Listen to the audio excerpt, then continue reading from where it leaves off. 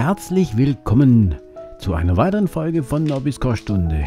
Und wir machen für diese Jahreszeit einen passenden Streuselkuchen.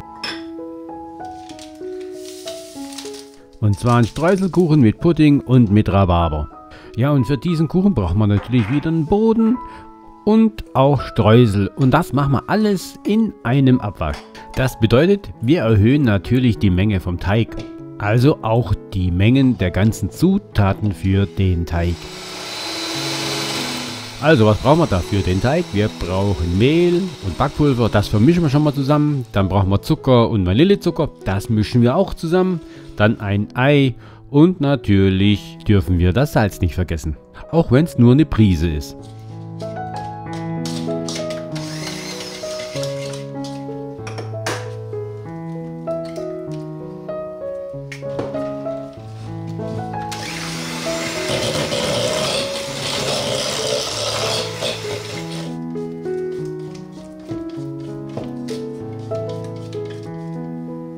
Und so, jetzt müsst ihr aufpassen. Jetzt geben wir das Mehl hinzu und dann fangen wir an, das Ganze durchzurühren.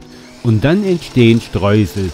Und wenn dann gerade der Zeitpunkt richtig ist und schon Streusel entstanden sind, dann holen wir die Portion Streuseln heraus, die wir nachher brauchen, um sie zum Schluss auf den Kuchen oben drauf zu geben, bevor der Kuchen dann in den Ofen kommt.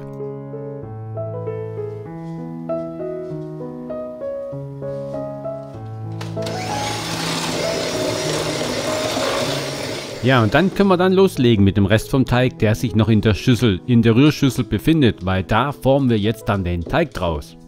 Dann stellen wir den kurz beiseite und nehmen uns die 24er Backform her. Die rüsten wir mit Backpapier aus und den Rand, den fetten wir ein.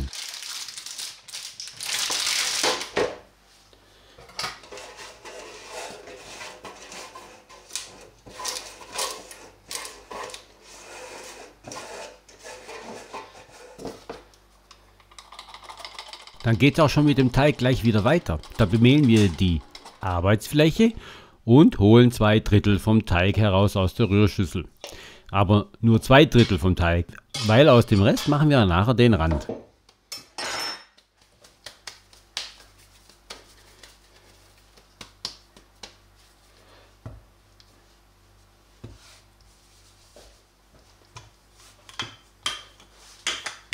Wenn wir jetzt dann den Teig für den Boden ausgerollt haben, nehmen wir dann wieder den Tortenretter oder den Kuchenretter und nehmen den zur Hilfe, um den Teig schön in die Backform hineinzubekommen.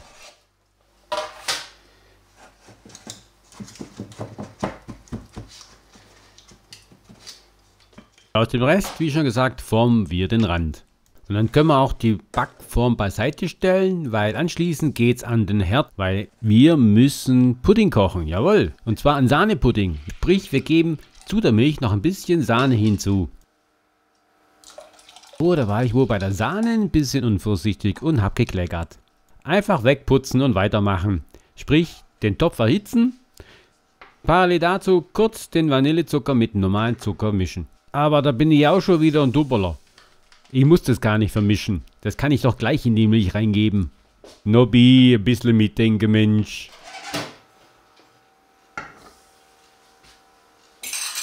Und natürlich wieder alles schön durchrühren, damit die Milch nicht anbrennt. Und parallel dazu können wir schon mal die Stärke mit ein bisschen Milch anrühren. Denn sobald die Milch kocht, kommt die Stärke in die Milch hinein.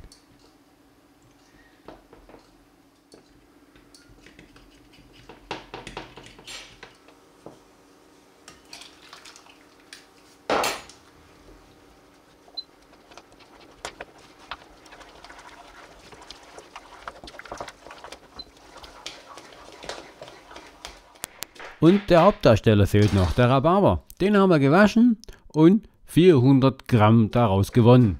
Nach dem Putzen und Zurechtschneiden. Und aus dem machen wir jetzt kleine Stücke und geben den in eine Schüssel. Und in die Schüssel geben wir Zucker hinein und verrühren den Rhabarber mit dem Zucker. Natürlich haben wir jetzt auch schon wieder den Ofen vorgeheizt auf 175 Grad Ober- und Unterhitze. Weil jetzt geht es Schlag auf Schlag. Wir geben den Pudding auf den Teig drauf und auf den Pudding die Rhabarberstücke. Und auf den Rhabarber geben wir dann auch die Streusel, weil wir haben ja noch die Streusel übrig von vorher. Die Streusel und den Rhabarber versuchen wir natürlich gleichmäßig zu verteilen.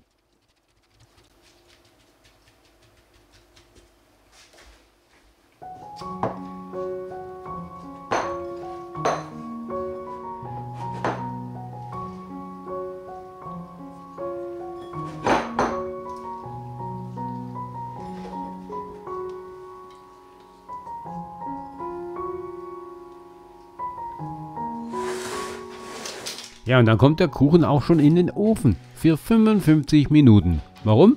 Der Pudding, der hat ja auch noch eine Restwärme, eine Resthitze und die hilft uns noch beim Backen.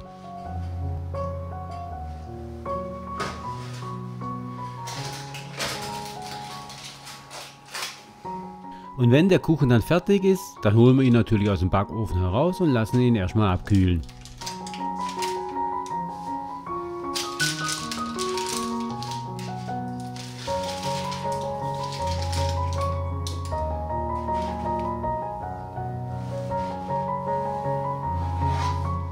Ja, wenn es dann soweit ist, dann gönnen wir uns mal so ein richtig schönes Stück von diesem Kuchen und dann probieren wir diesen leckeren Pudding-Rhabarberkuchen mit Streuseln. Aber wie ihr schon sehen könnt, der Rhabarberkuchen ist mir super gelungen. Ja, ich würde vorschlagen, ihr backt mal diesen Kuchen nach. Es ist gerade Rhabarberzeit, genau richtig, und berichtet mir, wie er geworden ist. Ich würde mich natürlich freuen, wenn ihr bei der nächsten Folge wieder dabei sein würdet. Und ich sage Tschüss, bis zum nächsten Mal. Bleibt gesund und bleibt am Ball.